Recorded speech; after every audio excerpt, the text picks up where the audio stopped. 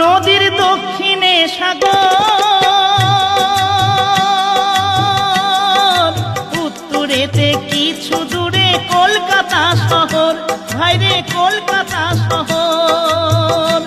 আবার পশ্চিমেতে মেদিনীপুর, আবার পশ্চিমেতে মেদিনীপুর, এমন কে বা দেখেছে ভাইরে ভাই, এমন কে বা দেখেছে।